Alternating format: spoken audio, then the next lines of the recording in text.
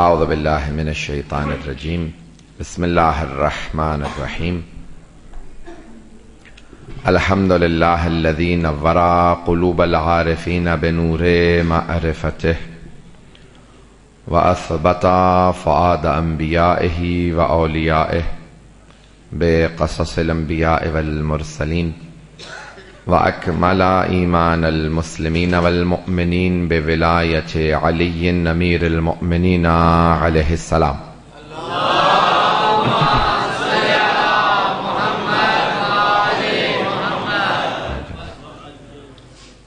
والصلاة والسلام والتحية والإكرام على أفضل الموجودات العبد المؤيد والرسول المسدد المصطفى الأمجد المحمود الأحمد أعني أبا القاسم محمد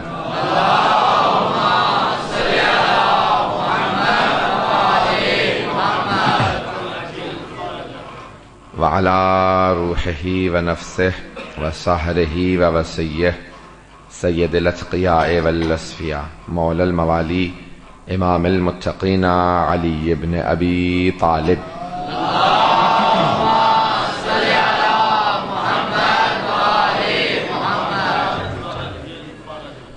وعلى أوصيائه لا سيما بقية الله في الأرضين روحي وأرواح العالمين لتراب مقدمه الفدا واللعنة الدائمة على أعدائهم أجمعين من الآن إلى قيام يوم الدين.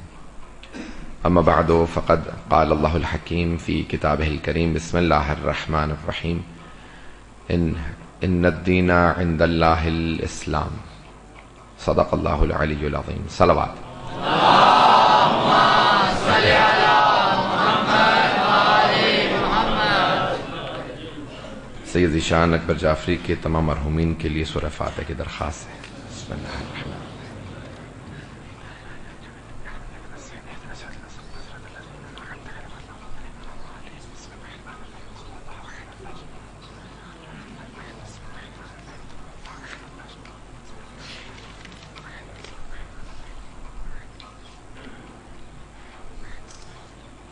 صلاۃ علی محمد وآل محمد پہ.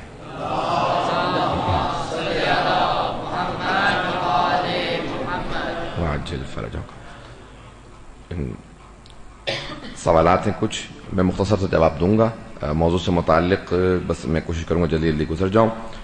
ایک، ہم نمازیں ملا کے کیوں پڑھتے ہیں؟ ہمارے علماء نے اس میں بہت سی کتابیں لکھی ہیں. آیت اللہ سید شریف الدین موسوی عاملی، ان کی مکتب اہل بیت کے عنوان سے کتاب ہے المراجعات کا ترجمہ، اور بہت سے علماء نے مسائل فقہیہ وہاں تفصیل سے جواب دیا. مختصر یہ ہے کہ صحیح مسلم میں ایک باب ہے جس باب کا نام ہے صلی رسول اللہ جمعا دون العذر. رسول خدا نے نمازوں کو بغیر عذر کے بھی ملا کے پڑھا ہے. عذر سے تو ہمارے بھائی بھی مانتے ہیں، سارے اہل سنت سب بھائی مانتے ہیں کہ عذر ہو تو ملا کے پڑھا جا سکتا ہے نمازوں کو، سفر ہو، سردی زیادہ ہو، بیمار ہو، اور بہت سے.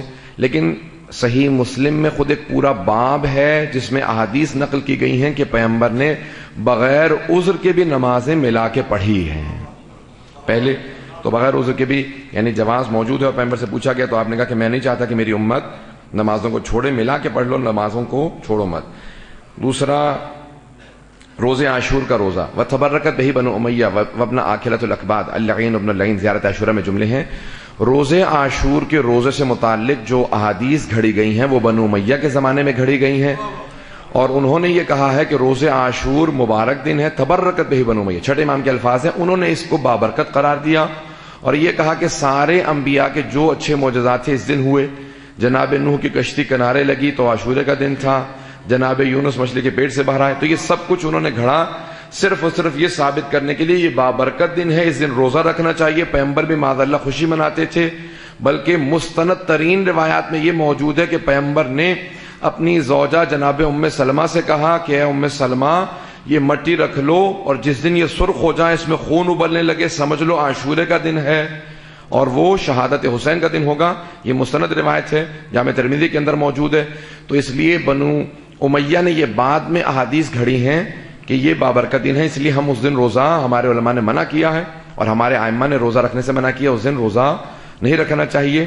یہ بعد میں بنو امیہ نے روزے عاشور کی خوشی کے اندر روزہ, اس کے متعلق یہ سب کچھ گھڑا ہے. اور بہرحال کوئی سوالات ہیں؟ اب وقت نہیں کہ میں تفصیل میں جاؤں. عزیزان گرامی, یہ جتنے بھی سوالات ہیں نوجوانوں کا, بچوں کا, بچیوں کا, علماء سے یہاں پہ رابطہ رکھنا بہت ضروری ہے. علماء سے جتنا دور ہوتے چلے جائیں گے اتنے ہی شبہات بڑھتے چلے جائیں گے. علماء سے اپنے بچوں کو ضرور رابطے میں رکھیں تاکہ وہ دین کو سیکھتے رہیں اور پورے دین پہ عمل کرتے رہیں. تو بہرحال سوالات, ان سب کے جوابات ہمارے علماء نے بڑی تفصیل سے دیے ہیں, چاہے جتنے بھی شبہات ہوں ان سب کے جوابات موجود ہیں. توجہ مجمع کی میرے ساتھ. تو اب عزیزان گرامی, دین اسلام ہے ہمارا موضوع, کہ ختمی مرتبت کا وجود مقدس ہمارے لیے سب کے لیے مشترک ہے.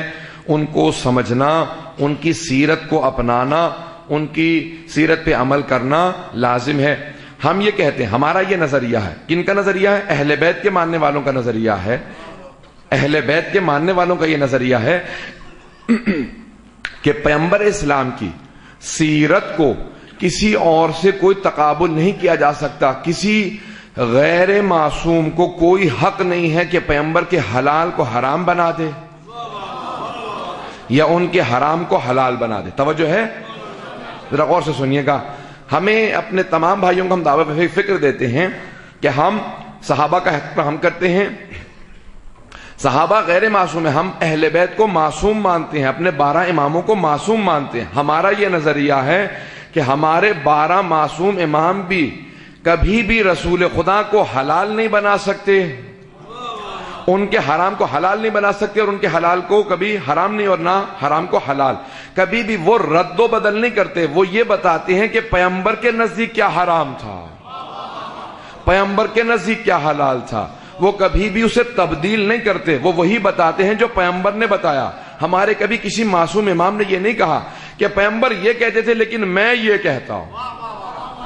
اگر اس بات کو غور سے سن لیں, ہمارے معصوم اماموں نے کبھی یہ نہیں کہا کہ پیغمبر یہ کہتے تھے لیکن میں یہ کہتا ہوں. پیغمبر یہ کہتے تھے, ہم وہی سمجھا رہے ہیں جو پیغمبر فرماتے تھے, اور کبھی بھی اس میں رد و بدل نہیں کیا. تو اس لیے ہمارا نظریہ یہ ہے, کسی کو اختیار نہیں ہے کہ رسول خدا کی شریعت کو تبدیل کر دے, کسی کو اختیار نہیں ہے. الیوم اکملت لکم دینکم سند جو ملی ہے پیغمبر کو ملی ہے, اور پیغمبر نے جو بتایا ویسا ہی کرنا چاہیے. اب تک بات واضح ہو رہی ہے عزیزان کرام؟ میں بعض اوقات تیز چلتا ہوں لیکن بعض اوقات وقت کو دیکھتے ہوئے تیز سے چلتا جاتا ہوں. عزیزان کرام, جتنی بھی شریعت ہے یہ شریعت محمدی ہے, اور جب ہم کہتے ہیں کہ فقہ جعفری ہے تو فقہ جعفری ہی فقہ محمدی ہے. وہی فقہ علوی بھی ہے, وہی فقہ فاطمی ہے, وہی فقہ حسنی ہے, وہی فقہ حسینی ہے, وہی فقہ مہدوی ہے. صرف موقع امام صادق علیہ السلام کو ملا ہے, کیونکہ بنو امیہ بنو عباس میں جنگ چل رہی تھی, امام کو موقع ملا, آپ نے بتایا کہ رسول خدا کا فقہ کیا تھا. آپ نے بدلا نہیں ہے بلکہ فقہ محمدی کو آپ نے سمجھایا. اور آپ کے جتنے بھی بڑے بڑے ائمہ ہیں, جتنے بڑے بڑے امام ہیں فقہ کے, وہ سب کے سب امام کے یا مستقیماً شاگرد ہیں یا غیر مستقیماً شاگرد ہیں, یعنی یا شاگرد ہیں یا پھر شاگردوں کے شاگرد ہیں. 4 امام ہیں, 2 مستقیماً شاگرد ہیں. امام ابو حنیفہ, امام مالک دونوں شاگرد ہیں امام صادق علیہ السلام کے. امام ابو حنیفہ 2 سال پڑھے ہیں امام صادق کے پاس, امام مالک 7 سال پڑھے ہیں, اور امام شافعی شاگرد ہیں ان دونوں کے, امام مالک کے اور امام ابو حنیفہ کے, اور امام احمد بن حنبل شاگرد ہیں امام شافعی کے. تو یہ سب کے سب جتنے بھی بزرگ ہیں سب کے سب امام صادق کے شاگرد ہیں یا شاگردوں کے شاگرد ہیں. بات واضح ہو رہی ہے؟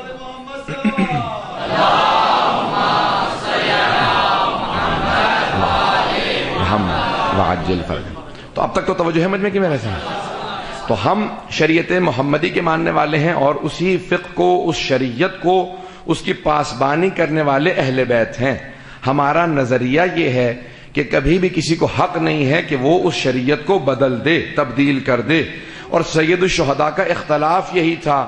جب یزید شریعت کو بدل رہا تھا تو آپ نے کہا کہ نہیں، کوئی سمجھوتا نہیں ہوگا شریعت کے بدلنے پہ، ہم جان قربان کر دیں گے لیکن شریعت محمدی میں تبدیلی نہیں آنے دیں گے. اور جناب امام سجاد نے بھی مخاطب ہو کے یہی کہا تھا دربار یزید کے اندر. یزید سے جب وہ دربار کے اندر امام خطبہ دے رہے تھے نا، تو اس نے کہا کہ اذان شروع کر دو. جیسی اذان شروع ہوئی تو امام خاموش ہو گئے. کیوں؟ اذان کے احترام میں سب کے ذہنوں میں ہے. جیسی اس نے کہا اللہ اکبر، امام نے کہا جل جلالہ. اس نے کہا اشہد ان لا الہ الا اللہ، امام نے کہا وحدہ لا شریک لہ. جیسے اس نے کہا نا اشہد ان محمد رسول اللہ، تو امام نے کہا ذرا مؤذن رک جا. امام نے مؤذن کو روکا اور فوراً یزید جو سامنے تخت پہ بہت بلندی پہ، ابھی جائیں گے نا دربار یزید میں تو ایک چبوترا بنا ہوا بہت بلندی پہ، وہ اوپر بیٹھا ہوا تھا. امام نے مخاطب ہو کے کہا یزید ذرا یہ بتا، یہ جو اشہد ان محمد رسول اللہ کہا، یہ تیرے جد کا نام ہے یا میرے جد کا نام؟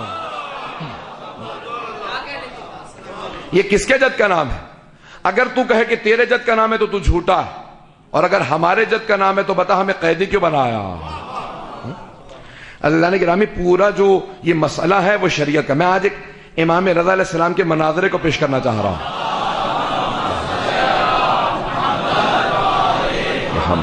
وعجل فرج.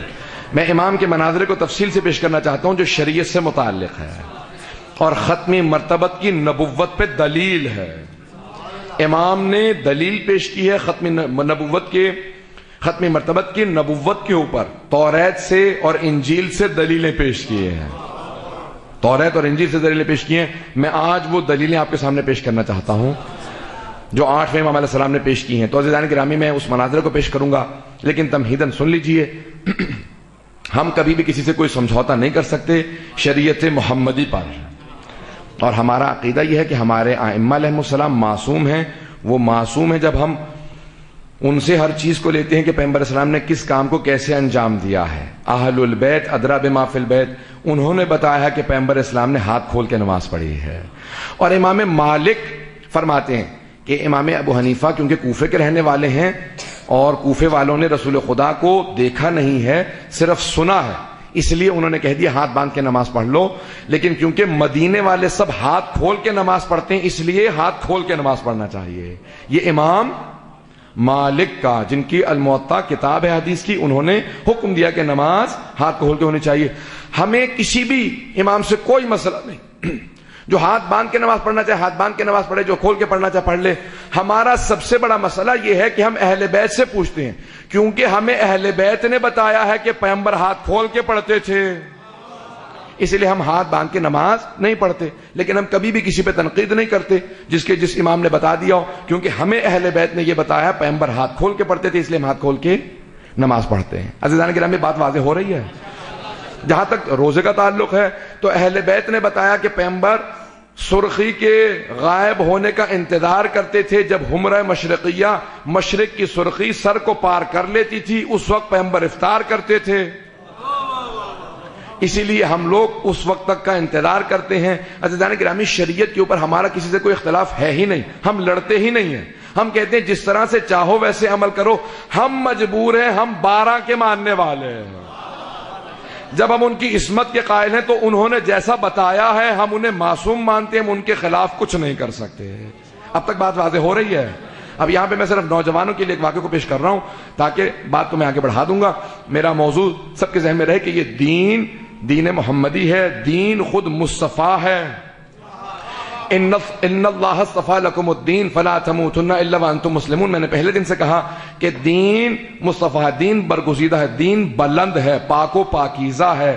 دین کے اندر کبھی بھی کوئی گنجائش نہیں ہے، کسی بھی طرح کی کوئی غلطی کی، کسی بھی اور برائی کی گنجائش نہیں ہے. عزیزان گرامی، بے انتہا کیفیتیں ہیں، لیکن دین نے یہ بتایا. اب میں انشاءاللہ کل اس کو پیش کروں گا. اب میں کئی مرتبہ باتیں شروع کرتا ہوں لیکن کیونکہ وقت میرے ساتھ بہت تیزی سے گزر رہا ہوتا ہے، آئے ذرا میں پیش کرنا چاہتا ہوں امام علی ابن موسیٰ الرضا علیہ الصلوۃ والسلام.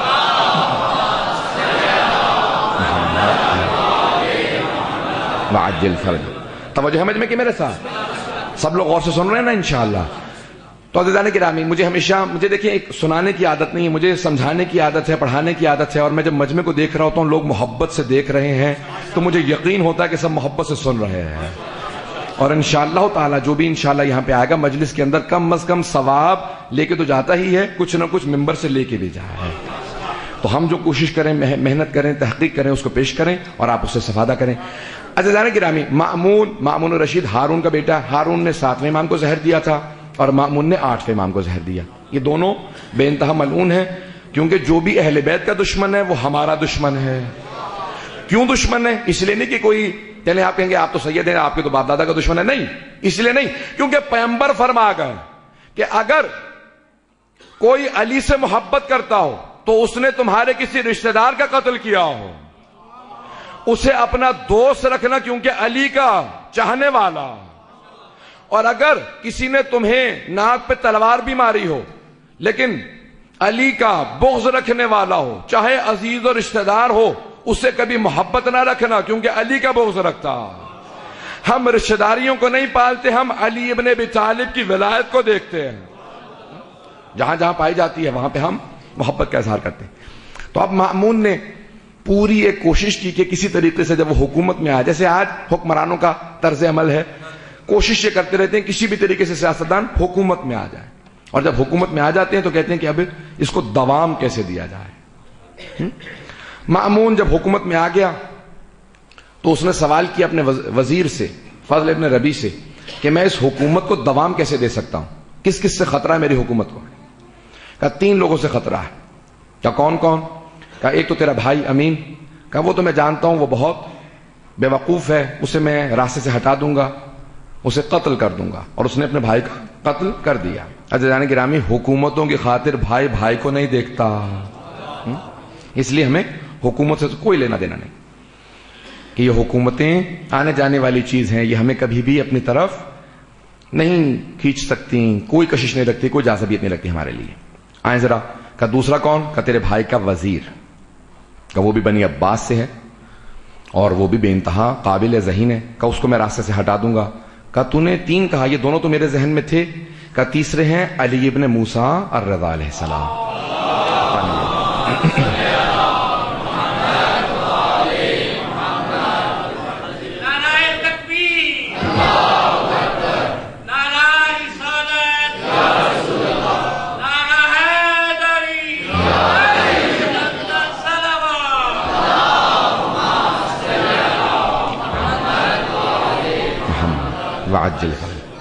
تب اس نے پوری تمہید باندھی, کہا کہ دیکھا جائے کون ہے یہ علی بن موسیٰ رضا.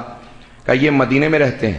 کہا میں نے ان کا نام کیوں نہیں سن رکھا؟ کہا کیونکہ تیرے اجداد نے ان کو عوام کی آنکھوں سے دور رکھا ہے. جیسے آج بھی بہت سے لوگ اہل بیت کا تذکرہ نہیں کرتے. بھئی اگر آپ سمجھتے ہیں کہ تذکرہ کرنا چاہیے سب کا, تو سب سے زیادہ تذکرہ اہل بیت کا کرنا چاہیے. تو کہا کہ نہیں, تمہارے اجداد ان کو چھپا کے رکھتے ہیں, لوگوں کی آنکھوں سے اوجھل رکھتے ہیں. کہا کون ہے یہ؟ کہ یہ جو تخت تم نے سنبھال رکھا ہے نا, یہ تمہارا نہیں, ان کا حق بنتا ہے. تمہارے اجداد نے ان کے نام پہ بنو امیہ سے چھینا تھا, پھر ان کے اجداد کو زندانوں میں رکھا, اور تمہارے باپ نے ان کے بابا کو زندان میں رکھا بہت طولانی مدت. سب کے ذہنوں میں ہے. کہ یہ کہاں رہتے ہیں؟ کہ مدینے میں رہتے ہیں. کیا کیسے ہیں دیکھنے میں؟ کہ جو ایک مرتبہ دیکھ لیتا ہے وہ انہی کا ہو جاتا ہے. کہا اچھا علم کیسا ہے؟ کہ جب گفتگو کرتے ہیں تو جو آدمی ان کی گفتگو کو سنتا ہے وہ یقین سے کہہ کے اٹھتا ہے کہ اگر کوئی حجت خدا ہے تو وہ یہی ہیں. کہا اچھا تو پھر ان کو مدینے میں نہیں رہنا چاہیے, ان کو مدینے سے خراسان لے آؤ. سننا چاہ رہے ہیں عزیزان کرام؟ کہ انہیں خراسان لے آؤ. کہا ٹھیک ہے. کہ لیکن ایک بات کا خیال رکھنا, سفر رات میں کرنا, دن میں سفر مت کرنا. کہا کیوں؟ دن میں سفر کیوں نہ کریں؟ کہا کیونکہ تم نے کہا ہے جو ان کو ایک مرتبہ دیکھ لیتا انہی کا ہو جاتا ہے, تو میں نہیں چاہتا کوئی انہیں دیکھے, کیونکہ جو دیکھے گا انہیں ماننے لگے گا. آپ دیکھیں کتنے بغض رکھنے والے اہل بیت کے تھے کہ اس حد تک عداوت رکھتے تھے کہ کوئی اہل بیت کو دیکھے بھی نہیں. اور اب ماریوں جو میں چھپا کے لے کے آنا. اب ایک مرتبہ چلے, سب کے ذہنوں میں ہے نا کہ امام نیشاپور میں رکے تھے, سب کے ذہنوں میں واقعہ ہوگا کہ جہاں امام نشاپور پہ رکے اور حدیث سلسلۃ الذہب کہی، جس کی سند کے لیے امام احمد بن حنبل نے اپنی مسند میں لکھا کہ اس سلسلہ سند کو اگر کسی دیوانے پہ پڑھ دیا جائے تو اسے افاقہ ہو جائے گا۔ پوچھا کیوں؟ کہ کیونکہ واحد حدیث ہے جس کے سلسلہ سند میں سب معصوم ہیں۔ امام نے اپنے اجداد سے حدیث کو بیان کیا تھا۔ اب جب پہنچے خراسان تو خراسان پہنچنے کے بعد اس نے دیکھا امام کو، فوراً اپنے وزیر سے کہا کہ ہاں واقعا تم نے صحیح کہا تھا، انتہائی پر نور ہے، وجاہت ہے، جلالت ہے، ان کے روب و جلال کو دیکھ کے یقین ہے کہ جو انہیں ایک مرتبہ دیکھے گا انہی کا ہو جائے گا۔ اب اس نے بلایا، کہا کہ اے فرزند رسول آپ میرے ولی عہد بن جائیں۔ امام نے کہا کیسے تیرا ولی عہد بن جاؤں جبکہ میں تو توحید کی شرائط میں ہوں؟ نہیں سمجھا پایا۔ امام نے حدیث میں کہا تھا نا کہ کلمۃ لا الہ الا اللہ حصنی فمن دخل حصنی امن من عذابی، کلمہ لا الہ الا اللہ میرا قلعہ ہے۔ اللہ فرماتا ہے کہ کلمہ لا الہ الا اللہ میرا قلعہ ہے، جو میرے قلعے میں داخل ہو جائے میرے عذاب سے بچ گیا۔ تو کہا کہ سب لوگ کہنے لگے صرف لا الہ الا اللہ کہیں؟ امام نے کہا نہیں، بشرائطہا بشروطہا، الفاظ ہیں، امام نے کہا اس کی کچھ شرائط ہیں۔ تو کہا ان شرائط میں سے ایک شرط میں علی بن موسیٰ رضا ہوں۔ امام نے کہا میں توحید کی شرائط میں ہوں، تیرا ولی عہد ہونا تو معنی ہی نہیں رکھتا۔ اب بات واضح ہو رہی ہے بھائی، توجہ رکھیے گا جانے کے راہ میں، کچھ لوگ پہنچ رہے ہیں، مجھے سارے مجمع کو ساتھ لے کے چلنا۔ تو اب ایک مرتبہ امام نے کہا نہیں میں تیرا ولی عہد نہیں بننا چاہتا۔ کہا نہیں آپ کو ولی عہد بننا پڑے گا۔ امام نے کہا اگر زبردستی ہے تو پھر پوچھ کیوں رہا ہے؟ اگر زبردستی ہے تو نے اعلان کرنا ہی ہے، میں مانوں نہ مانوں، تو پھر پوچھ کیوں رہا ہے؟ جو مرضی اعلان کر دے، ولی عہد کیا جو چہرہ دی چاہے اعلان کر دے۔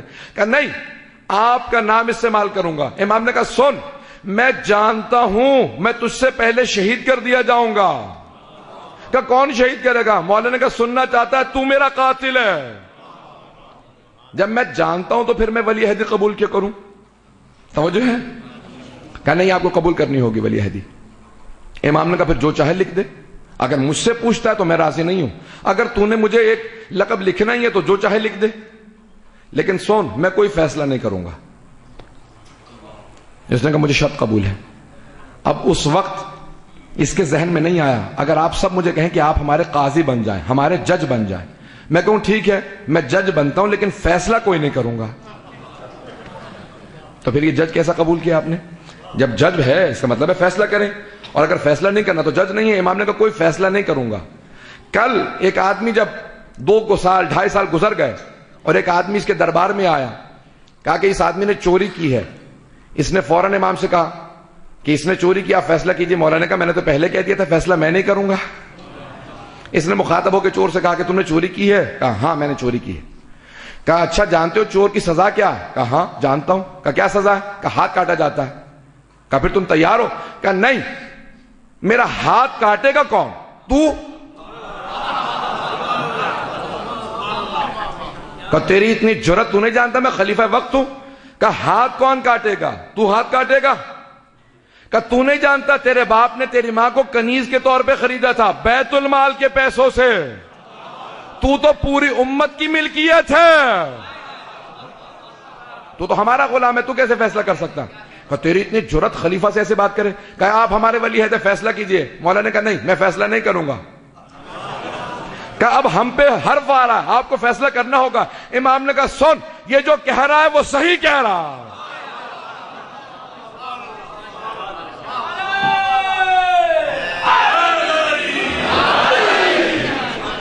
اب مجمع کی توجہ ہو، میں جس جملے کو پیش کرنا چاہ رہا ہوں تو عزیزان گرامی اس نے پورا کوشش کرنا، ایک منصوبہ بنانا شروع کیا مامون نے کہ کسی طریقے سے امام کو معاذ اللہ نیچا دکھا سکے، امام کی کوئی توہین کر سکے، لیکن قدرت کو ضد ہے کہ حق جھکنے نہ پائے، سچائی مٹنے نہ پائے۔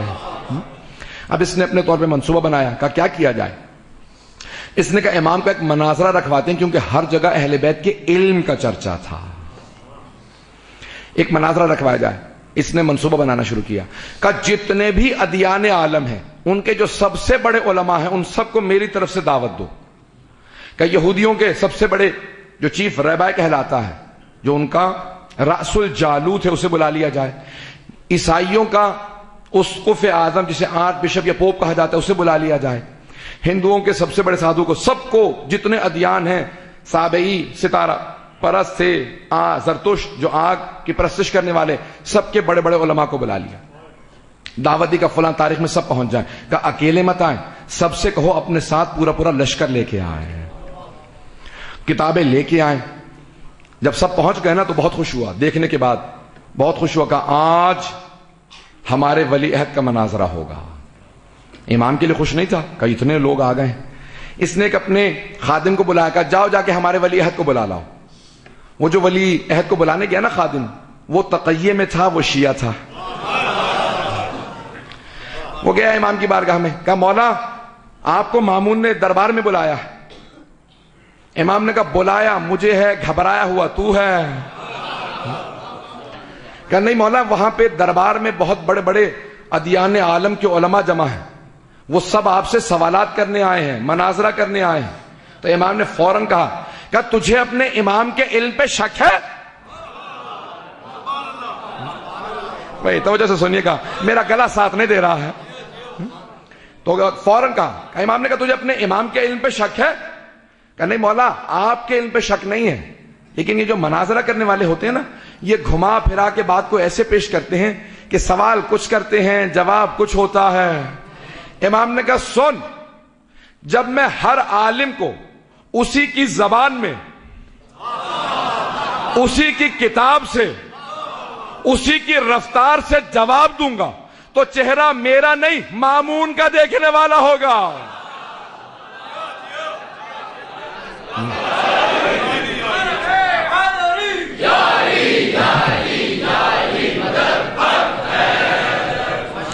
توجہ ہے نا جی؟ تو امام نے کہا کہ چہرہ مامون کا دیکھنے والا ہوگا. اب عجیب و غریب ایک کیفیت ہے. امام نے کہا دیکھ، میں یہ جاننا چاہتا ہوں اور جانتا ہوں کہ میرے شیعہ سمجھتے ہیں کہ ہمارے دشمن ہمارے خلاف کیسے منصوبے بناتے ہیں. تو عراق کا رہنے والا ہے، تجھے سمجھ میں آ رہا ہے کہ مامون نے کیوں یہ مناظرہ رکھا ہے؟ کہ مولا اگر جسارت نہ ہو، گستاخی نہ ہو تو میں عرض کر دوں. امام نے کہا تو جانتا نہیں ہمیں چاپلوسی سننا پسند نہیں. پتہ نہیں بات پہنچا پا رہا ہوں یا نہیں. امام نے کہا مجھے چاپلوسی سننا پسند نہیں ہے، جو تو سمجھتا ہے وہی کہہ. وہ درباری لوگ ہیں جو چاپلوسی سنتے ہیں. کہا کہ نہیں مولا یہ آپ کی توہین کرنا چاہتا ہے، یہ آپ کو نیچا دکھانا چاہتا ہے. امام نے کہا ہاں میں بس یہی چاہتا ہوں کہ میرے شیعہ سمجھتے رہیں کہ یہ ہمارے متعلق کیا نیتیں رکھتے ہیں. اب ایک مرتبہ امام چلے، میں اپنے انداز سے پیش کر رہا ہوں. عزیزان گرامی، میں پورا خون جگر لگا کے امام کی آمد کو پیش کرنا چاہتا ہوں. امام کیسے آئے ہوں گے؟ میرا دل کہتا ہے جب امام چلے ہوں گے تو آسمان سر پہ سایہ کر رہا ہوگا، زمین قدموں کے بوسے دے رہی ہوگی، چاروں طرف سے پردے اٹھ کے امام کے سر پہ سایہ کر رہے ہوں گے، لبیک کی صدائیں آ رہی ہوں گی، ممبر دعوت دے رہا ہوگا، اے وارث ممبر سلونی. ایک مرتبہ امام داخل ہوئے، مامون فوراً اپنے تخت پہ کھڑا ہو گیا. کہا فرزند رسول آئیے تخت پہ بیٹھ جائیے. امام نے کہا خبردار، تیرے تخت سے ظلم کی بو آتی ہے، ہمارے لیے ممبر لگوا دے. ایک مرتبہ ممبر کو امام کے سامنے رکھ دیا گیا. امام فوراً ممبر پہ گئے، سارے مجمع کو دیکھا اور مامون نے کہا کہ فرزند رسول یہ سب لوگ آپ سے کچھ سوالات کرنے کے لیے حاضر ہوئے ہیں. یہ نہیں کہا میں نے مناظرے کی دعوت دی ہے. امام بھی مسکرانے لگے. کہا ٹھیک ہے، آپ سب لوگ ایک ایک سوال کیجئے گا. اگر آپ دعوت دیں تو میں پہلے سوال کرتا ہوں، چاہیں تو آپ پہلے سوال کر لیں. دیکھیں امام کو اپنے علم پہ اتنا یقین ہوتا ہے، امام معصوم کو اپنے علم لدنی پہ اتنا یقین ہوتا ہے. چاہو تو تم پہلے سوال کر لو، چاہو تو میں پہلے سوال کر لوں. تو اب وہ سب گھبرانے لگے. کہا اتنا یقین ہے انہیں؟ اب وہ سب کے سب مجمع اپنا اپنا ایک ٹولیاں بنا کے کھڑے ہوئے تھے، گروہ کھڑے ہوئے تھے. یہ سارے یہودی کھڑے ہیں، سارے عیسائی کھڑے، مختلف گروہ کھڑے تھے. ایک مرتبہ امام مخاطب ہوئے. امام نے کہا کیا حال ہے آپ لوگوں کا؟ آپ لوگ پہلے سوال کریں گے میں سوال کروں؟ کہ نہیں، آپ جس گروہ سے جس دین سے چاہیں پہلے سوال کر لیجئے. تو امام نے کہا میرا پہلا سوال عیسائیوں سے ہے. کیوں؟ عیسائی جناب عیسیٰ کو اللہ کا بیٹا مانتے ہیں. ذہن میں ہے نا، وہ کہتے ہیں عیسیٰ ابن اللہ ہے، اللہ کے بیٹے ہیں، ابن اللہ. توجہ ہے مجمع کی؟ اب ایک مرتبہ امام نے مخاطب ہو کے عیسائیوں سے کہا کہ آپ لوگ حضرت عیسیٰ کو ابن اللہ مانتے ہیں اور ہم عبداللہ مانتے ہیں. عبداللہ یعنی اللہ کا بندہ، اللہ کا نبی اور بندہ.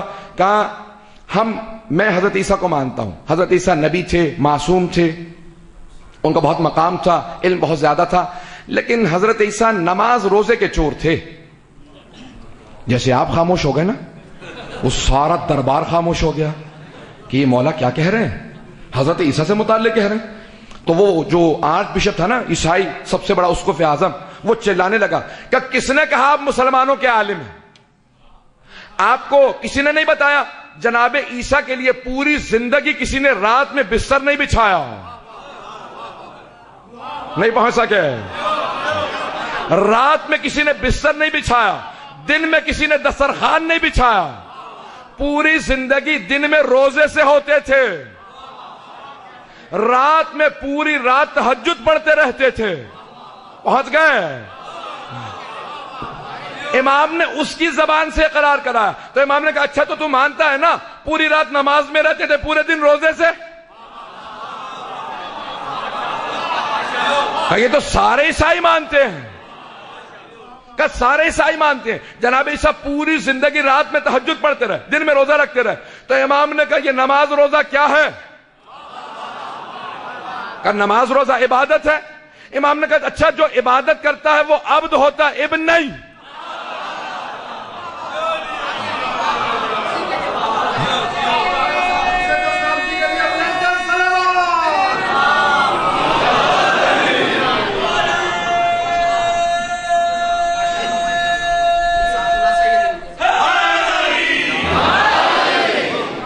بس میں جس محبت سے سن رہے ہیں آپ حضرات، اور جہاں تک میں مجمع دیکھ رہا ہوں عزیزان کرام جملے پہ غور کیجئے گا. تو فرمایا مولا نے کہا کہ جو عبادت کرتا ہے وہ عبد ہوتا ہے، ابن نہیں. وہ بندہ ہوتا ہے، بیٹا نہیں. امام نے کہا میں نے سوال پوچھ لیا، تیرا سوال. تو امام نے کہا تمہارا سوال کیا؟ کہا اس نے سوال لاکھ چھوڑا ہی کہاں. ہمارے دین کی بنیاد ہی جناب عیسیٰ کے ابن اللہ ہونے پہ ہے. جب اس نے بنیاد کو ختم کر دیا اب سوال کیا کروں؟ اسے امام وقت کہا جاتا ہے. امام نے کہا تیرا سوال کا نہیں، میرا کوئی سوال نہیں ہے، کسی اور سے سوال کر لیجئے. امام نے کہا میرا دوسرا سوال یہودیوں سے ہے. اب یہودی جو راس الجالوت تھا، جو ان کا چیف رہبر تھا، وہ گھبرانے لگا. امام نے کہا اس سے پہلے کہ میں کوئی سوال کروں ذرا مجمع کو بتا دیں میری عبرانی زبان کیسی ہے. کیوں امام ان سے ان کی زبان میں بات کر رہے تھے. امام نے کہا ذرا مجمع کو بتا، ذرا توریت کو کھول، میں تلاوت کرتا ہوں، ذرا مجمع کو بتا دے میری تلاوت درست ہے یا نہیں. تو وہ ذرا دور کھڑا تھا، اس نے توریت کو کھولا. امام نے کہا دائیں صفحے سے جو پہلی آیت ہے وہ یہ ہے. امام نے تلاوت شروع کی. امام نے کہا ذرا بائیں صفحے کی دیکھ، وسط سے تلاوت کرتا ہوں. امام نے تلاوت کی. اس نے فوراً کتاب کو بند کر کے امام کو مخاطب ہو کے کہا مولا اے فرزند رسول، اے علی بن موسیٰ رضا، مجھے یہ بتائیے آپ وہاں منبر پہ بیٹھے، میں یہاں کھڑا ہوں، یہ آپ کو پتا کیسے چلا میں نے کون سا صفحہ کھولا؟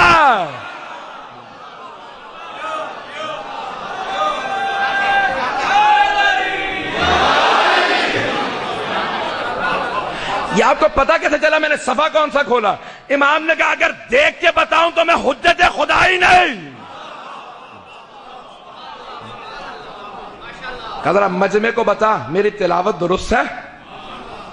تو اس نے فوراً کہا ان کی توریت کی تلاوت میرے سے بہتر ہے، یہ توریت کو مجھ سے بہتر جانتے ہیں.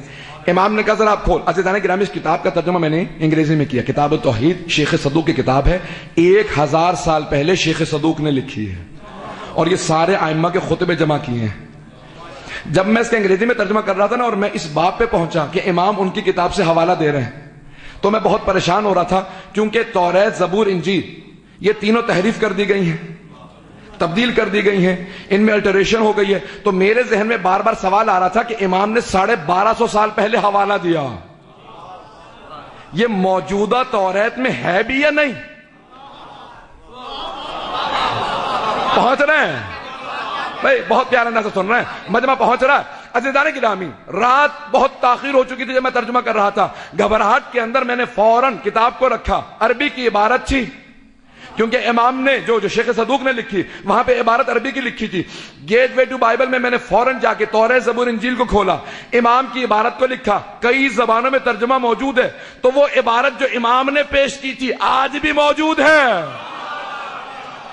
ہم ایسے امام کی امامت کے قائل ہیں جن کی امامت کی نگاہ 1200 سال سفر کر کے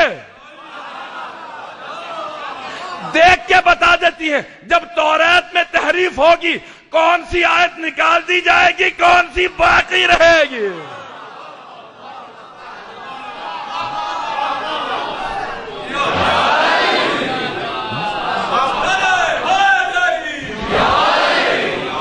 اور فرما رہے ہیں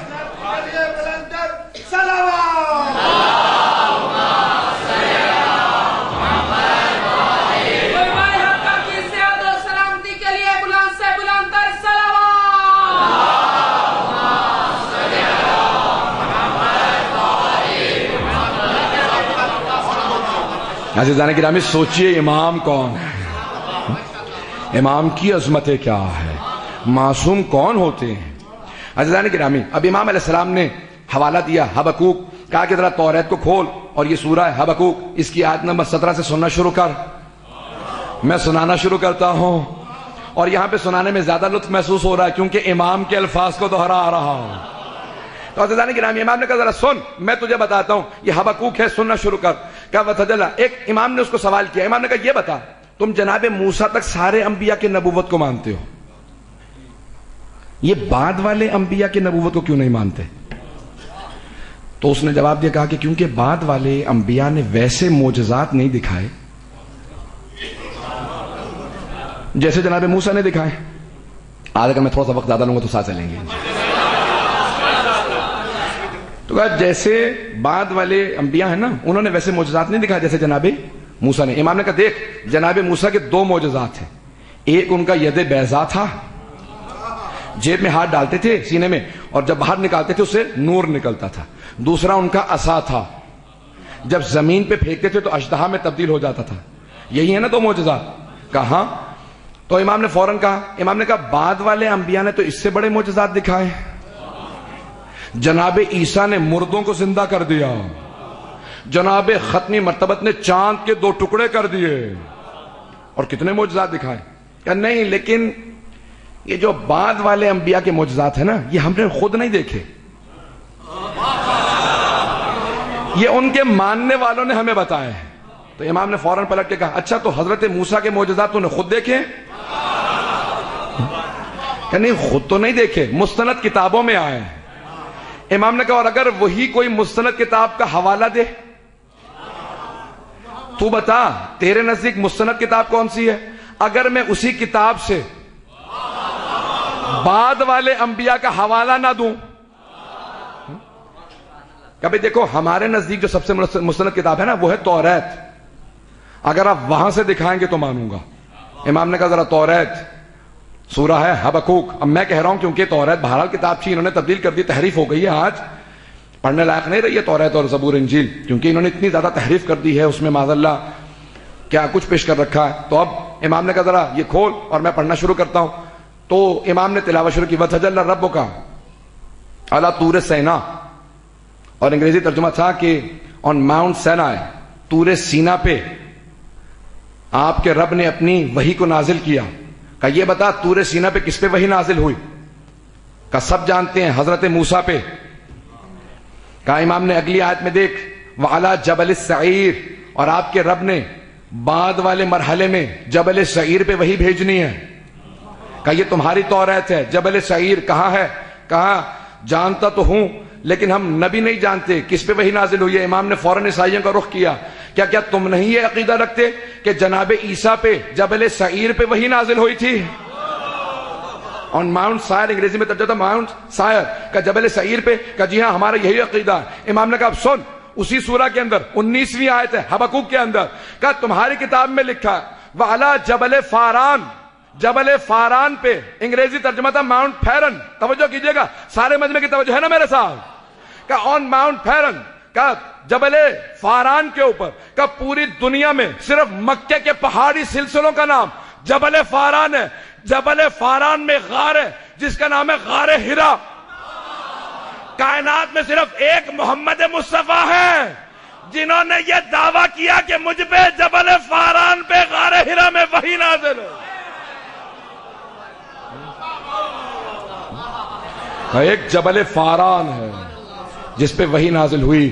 غار ہرا میں ختمی مرتبت پہ عزیزان گرامی ابھی امام نے پیش کیا. اس نے فوراً ایک سوال کیا کہ یہ سارے حوالے آپ کو کیسے معلوم ہیں؟ کتاب ہماری ہے، زبان ہماری ہے، دین ہمارا، یہ آپ کو حوالے کیسے معلوم ہے؟ امام نے کہا ذرا آگے جا کے دیکھ، وہاں لکھا جیسے جناب موسیٰ کے 12 اوصیاء تھے، اس آخری نبی کے بھی 12 وصی ہوں گے. کہ 12 وصی ہوں گے؟ کہ ہاں لکھا. یہ آپ کو کیسے پتا؟ امام نے کہا جس معجزے کو کہے گا وہ معجزہ میں دکھاؤں گا، کیونکہ ان 12 میں سے 8واں میں ہوں.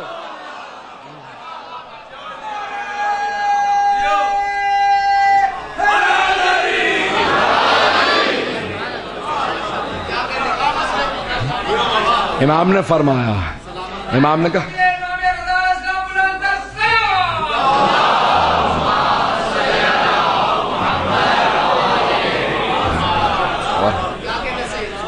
عزیزان گرامی، امام نے فرمایا کہا کہ ان 12 میں سے 8واں میں ہوں، کہ جو معجزہ کہے گا میں تجھے دکھاؤں گا.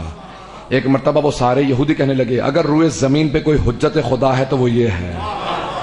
بس یہاں تک جیسی بات پہنچی نا تو مامون کہنے لگا بہت ہو چکا، ہمارے ولی ہے سے بہت زیادہ سوال کیے جا رہے، میں برداشت نہیں کر رہا، میں جا رہا ہوں. جیسے تخت سے اترا امام نے مسکرا کے اپنے شیعوں کو دیکھا. امام نے کہا میں نے کہا تھا نا چہرہ میرا نہیں اس کا دیکھنے والا ہوگا. تو اب عزیزان گرامی امام نے ایک ایک کر کے پھر سابعی جتنے بھی ستارہ پرست تھے، زرتشت تھے، ہندو مکتب کے تھے، جتنے ادیان عالم تھے، پھر جتنے مذاہب تھے، امام نے سب کو جواب دیا. مفصل امام کا مناظرہ ہے، کبھی دیکھیے گا عزیزان گرامی. یہ علوم آل محمد ہے، یہ علم لدنی ہے امام معصوم کا کہ امام علیہ السلام نے اتنی دلیلیں پیش کی ہیں. عزیزان گرامی جب تک علوم آل محمد نہ ہو یہ دین آگے نہیں بڑھ سکتا. دین باقی ہے تو آل محمد کی وجہ سے. عزیزان گرامی بڑی بڑی ہستیاں ہیں تاریخ کے اندر، اور میں کبھی انشاءاللہ وقت رہا تو تفصیل سے آج ایک سینے میں وہ طاقت نہیں محسوس ہو رہی ہے جس طرح سے پیش کرنا چاہ رہا ہوں. عزیزان گرامی ہمارے ائمہ علیہ السلام نے بے انتہا زحمتیں کرنے کے بعد دین پہنچایا، مکتب پہنچایا. 8ویں امام بیٹھے ہوئے تھے. ہمارے علماء کہتے ہیں کہ ہماری مستند ترین روایات میں سے ہے، کامل زیارات میں ہے اور بہت سی کتابوں میں. میں نے الوقائع والحوادث میں دیکھی، مرحوم ملبوبی نے وہاں پہ اس کو درج کیا کہ امام رضا کے پاس کچھ ان کے اصحاب آئے اور نام ہے ریان ابن شبیب. دونوں باپ بیٹا بہت ہی امام کے چاہنے والوں میں. ریان ابن شبیب، توجہ سمجھ میں کہ میرے ساتھ. ریان آئے، خود کہتے ہیں کہ میں نے مولا کو دیکھا اور مولا کو دیکھا کہ اس زار و قطار انداز سے آنسو بہا رہے ہیں کہ پوری ریش مبارک تر ہے، چہرہ آنسو سے بھرا ہوا. تو فوراً میں نے سوال کیا ما یبکی کا ابن رسول اللہ، فرزند رسول کس چیز نے آپ کو اتنا رلا دیا؟ کہا ابن شبیب، شبیب کے بیٹے تمہیں نہیں پتا محرم شروع ہو گیا، محرم شروع ہو گیا. کہا مولا حکومت کی طرف سے کوئی اہتمام نہیں ہوتا، تقیہ کا دور ہے. بس بھائی سب میرے ساتھ توجہ رکھیں گے. اب ایک مرتبہ امام نے مصائب بیان کرنا شروع کیے سید الشہداء کے. میں وہ پوری روایت نہیں پڑھوں گا، وقت نہیں. میں آج کوشش کروں گا کہ مصائب سخت جملے نہ پیش کروں، لیکن سنیں گے. عزیزان گرامی یہ جملے بڑے سخت جملے ہیں امام رضا علیہ السلام کے. امام نے روتے ہوئے کہا ابن شبیب، اے شبیب کے بیٹے، ہمارے جد بزرگوار سید الشہداء کو اس طرح سے ذبح کیا گیا ہے کل کبش، جیسے ایک گوسفند کو ذبح کیا جاتا ہے. اور میں نے کہا نا یہ مستند ترین روایات میں ہے، مستند ترین روایات میں.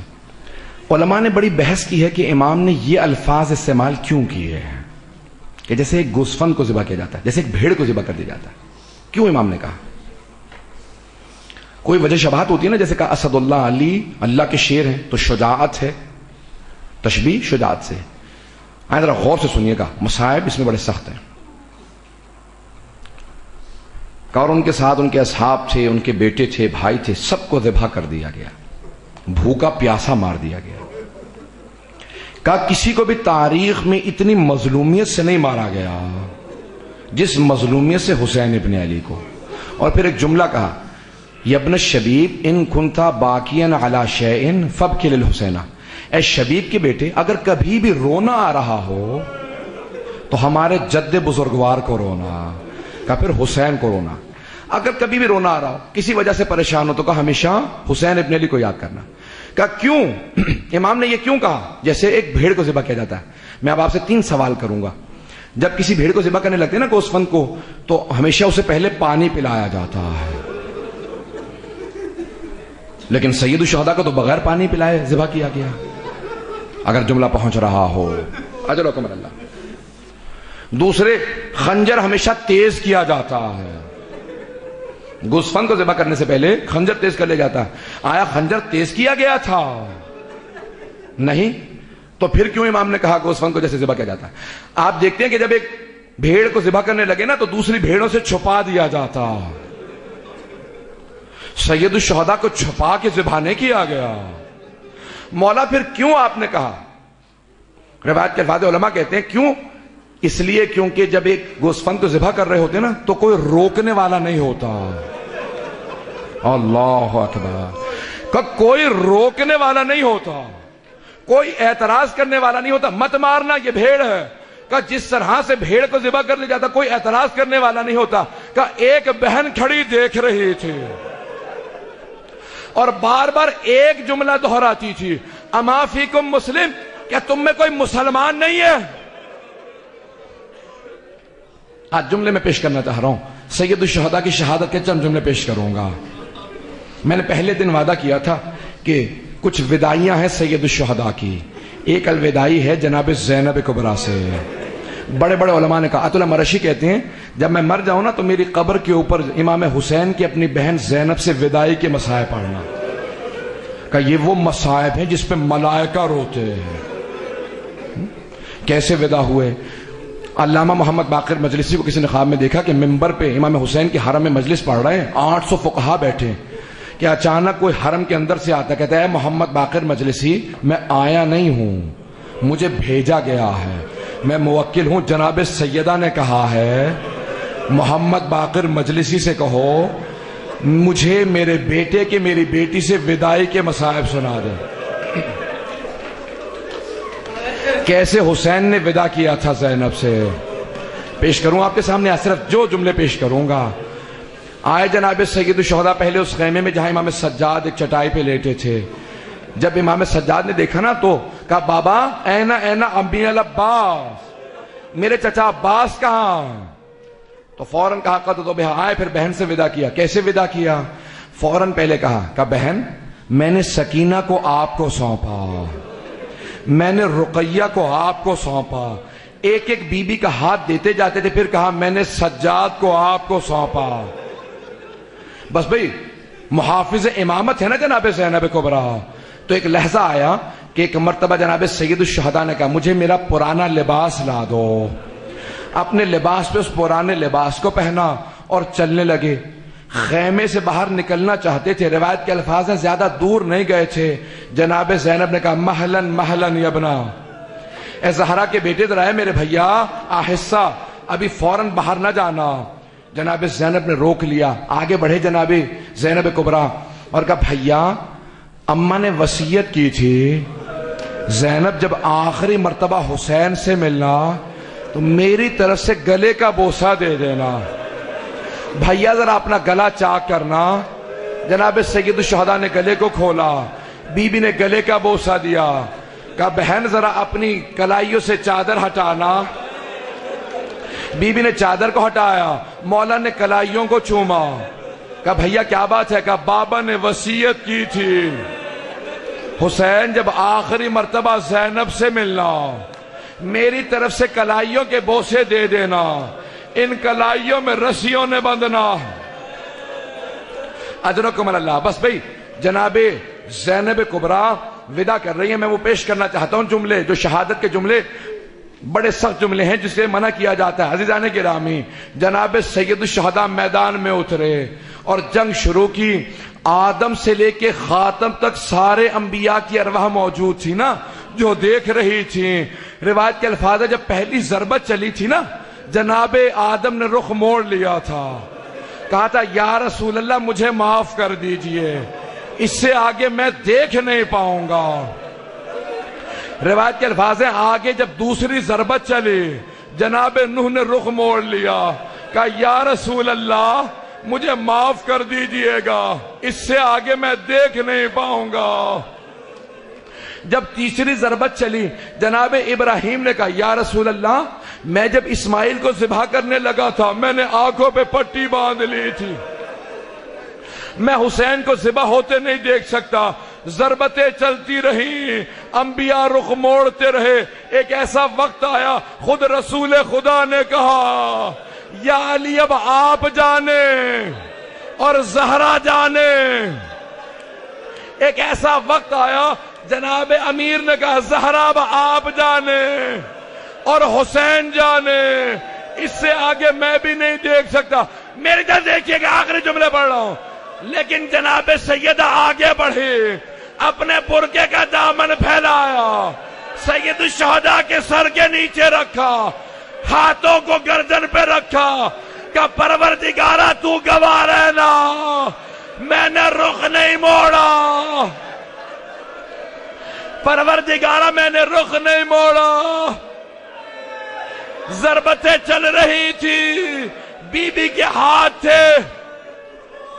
بس میں آخری جملے پیش کر رہا ہوں. میں نے تمام کر دیا، میں نے آج مختصر کر دیا. میں نے شہادت کو نہیں پڑھا ہے، آپ برداشت نہیں نہ کر پاتے، میں نے تمام کر دیا.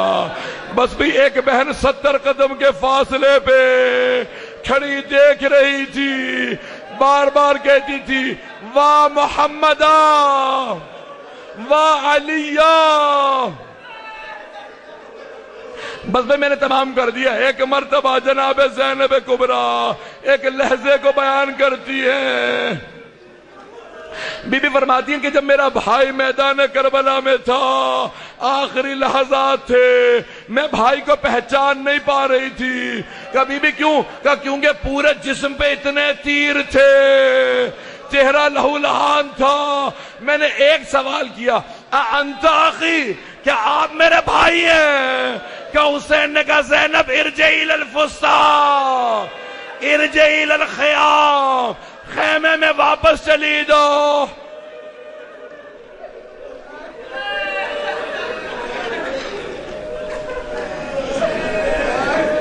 الا لعنت اللہ علی القوم الظالمین وَسَيَعْلَمُ الَّذِينَ ظَلَمُوا أَيَّ مُنْقَلِبٍ يَنْقَلِبُونَ. بس بھی ہاتھوں کو بلند کریں کہ میں آج دعا کرواؤں گا، واسطہ دے کے دعا کرایا کرتا ہوں. پروردگارہ بہت سے لوگوں نے التماس سے دعا کی ہے، واسطہ اس لاشے کا جس کے لیے امام زمانہ نے کہا ہے سلام ہو میرا میرے جد حسین پہ، سلام ہو ان کے کٹے ہوئے گلے پہ، سلام ہو ان کی ٹوٹی ہوئی پسلیوں پہ، سلام ہو میرے جد حسین پہ جب میری پھپھی کھڑی دیکھ رہی تھی. اور جملے کیا ہے میں عربی میں پیش کر دوں، ترجمہ نہیں کروں گا. مجھے کل کہا گیا بہت سے لوگ بہت پریشان ہو گئے تھے، مجھے معاف کر دیں، جو میری مائیں بہنیں بہت زیادہ برداشت نہیں کر سکیں. جملے پیش کر دوں، عربی میں کہوں گا، ترجمہ نہیں کروں گا. امام زمانہ کہتے ہیں سلام ہو میرا میرے جد حسین پہ وَالشِّمْرُ جَالِسٌ عَلَى صَدْرِهِ، سلام ہو میرے جد حسین پہ اس لحظے میں جب شمر سینے پہ سوار تھا، آخذ بلحیت، ریش مبارک کو پکڑ رکھا تھا. اجرکم اللہ. صحابی رسول ہے نا جو کہتے ہیں رسول خدا امام حسین کے 4 مقامات کے بہت بوسے لیتے تھے. سن رہے ہیں؟ ہاتھوں کو بلند کیجئے گا، واسطہ دے رہا ہوں.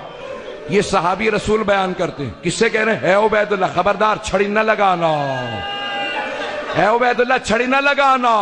میں نے خود رسول خدا کو دیکھا، حسین کی پیشانی کا بوسہ دیتے، لبوں کا بوسہ دیتے، گلے کا بوسہ دیتے، سینے کا بوسہ دیتے ہیں۔ پوچھا کیوں؟ کہ اس پیشانی پہ پتھر نے لگنا ہے، کہ لبوں پہ کہ یہاں چھڑی نے چلنا ہے، کہ گلے پہ کہ یہاں خنجر نے چلنا، کہ 3 مقامات سمجھ میں آتے ہیں۔ پیغمبر بار بار سینے پہ کیوں بوسے دیتے تھے امام حسین کے؟ کہ یہاں گھوڑوں کی ٹاپوں نے آنا ہے۔ بس بھئی ایک واسطہ دیں گے، کہیں گے اے پروردگار تجھے واسطہ حسین کی مظلومیت کا، امام زمانہ کا ظہور دیکھنا نصیب فرما۔ پروردگارا یہ مومنین برداشت نہیں کر پاتے ہیں۔ میں ہمیشہ کہا کرتا ہوں نا کہ آپ تو سنتے ہیں دیکھتے تو نہیں ہیں۔ پروردگارا واسطہ ان بہنوں کا جو مسلسل بھائی کے ساتھ، بھائی کے سر کے ساتھ جا رہی تھی۔ میں ایک جملہ پیش کروں، روایت کے الفاظ ہیں، ایک مرتبہ بھی جناب زینب نے سر نہیں اٹھایا۔ پوچھا کیا بات ہے بی بی؟ کہا کہ حجاب کی وجہ سے میں بھائی کے چہرے کو نہیں دیکھتی۔ جب نیزہ زمین پہ رکھتے ہیں نا اور دیوار سے لگا ہوتا میں اس وقت چہرے کو دیکھتی ہوں، کہ میں سر نہیں اٹھاتے۔ پروردگارا واسطہ اس بی بی کی اسیری کا، جتنے مومنین اسیر ہیں سب کو رہائی کی خبر عنایت فرما۔ پروردگارا جتنے افراد نے التماس دعا کی سب کی دعائیں مستجاب فرما، بے اولادوں کو اولاد عنایت فرما، مقروضوں کے قرض ادا فرما، پریشان حالوں کی پریشانیاں دور فرما، حج و زیارات کی تمنا رکھنے والوں کو حج و زیارات نصیب فرما۔ پروردگارا ایک آخری واسطہ دوں گا، بہت سے افراد نے التماس سے دعا کی ہے۔ میں ایک ہمیشہ سوال کیا کرتا ہوں، آپ نے کبھی دیکھا کہ کسی بیمار کو بستر سے گرایا گیا؟ شام غریبہ میں ایک بیمار کو بستر سے گرا دیا گیا۔ پروردگارا اس بیمار کا واسطہ، بیماروں کو شفائے کامل عاجل عنایت۔ پروردگارا ایک بچی کے پاؤں کے کانٹوں کا واسطہ، پروردگارا ہمارے مقامات مقدسہ کی حفاظت فرما، نجف و کربلا کی، سامرہ کی، کاظمین کی، بلد کی، شام کے تمام روضوں کی حفاظت فرما۔ پروردگارا جنت البقیع تعمیر ہوتا دیکھنا نصیب فرما۔ پروردگارا تجھے واسطہ ہے اس ٹوٹی ہوئی قبر کا، جس کو امام زمانہ دیکھ کے بہت روتے ہوں گے، جس بی بی کے صدقے میں پوری دنیا میں چراغاں ہے، اس بی بی کی قبر پہ چراغ جلانے کی اجازت نہیں ہے۔ پروردگارا اس بی بی کی عظمتوں کا واسطہ، اس کے اس ہاتھ کا واسطہ جو پہلو پہ رہا کرتا تھا، پروردگارا امام زمانہ کے ظہور کو دیکھنا نصیب فرما۔ ہماری گنہگار آنکھوں کو امام زمانہ کی زیارت نصیب فرما، جو ہاتھ بلند ہے کسی کو رد نہ فرما۔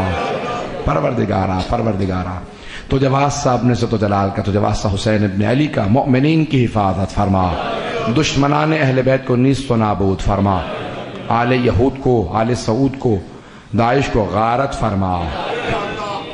پروردگارا جہاں جہاں عزاداری ہو رہی ہے عزاداروں کی عزاداری کی حفاظت فرما۔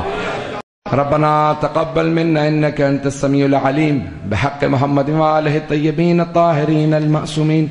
ایک سورہ فاتحہ حاضرین کے مرحومین کے لیے، خصوصاً سید ذیشان اکبر جعفری کے تمام مرحومین کے لیے اور تمام شہداء کے لیے۔ الفاتحہ۔